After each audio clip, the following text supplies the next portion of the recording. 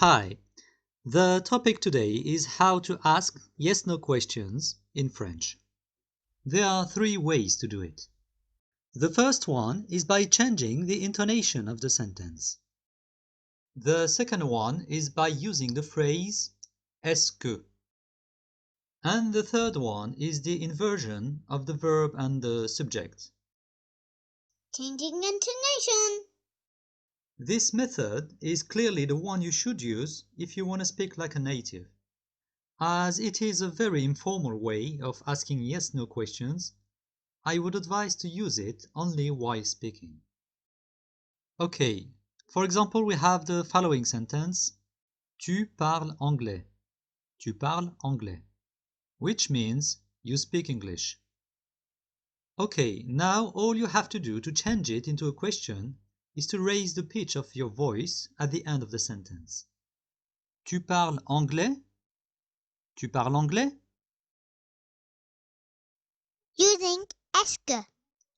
In the scale of formality, this method is in between, really. You can use it for writing or speaking purposes. So, all you have to do to change the sentence Tu parles anglais into a question is to add the phrase Est-ce que at the beginning. Est-ce que tu parles anglais? Est-ce que tu parles anglais? Inversion. This method is the most formal one. I would advise to use it only for writing. So, in the sentence Tu parles anglais, we are simply swapping the subject and the verb. For some reason, we also have to add a small dash in between. Parles-tu anglais? Parles-tu anglais?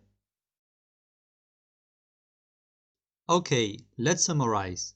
The three ways of asking Do you speak English are Tu parles anglais? Est-ce que tu parles anglais? Parles-tu anglais? Now, you can apply that process on any sentence you want to change into a yes-no question. There's an exception, however, when using a noun as a subject for the inversion method. But that's another story, or should I say, that's another question. Thanks for watching. À bientôt.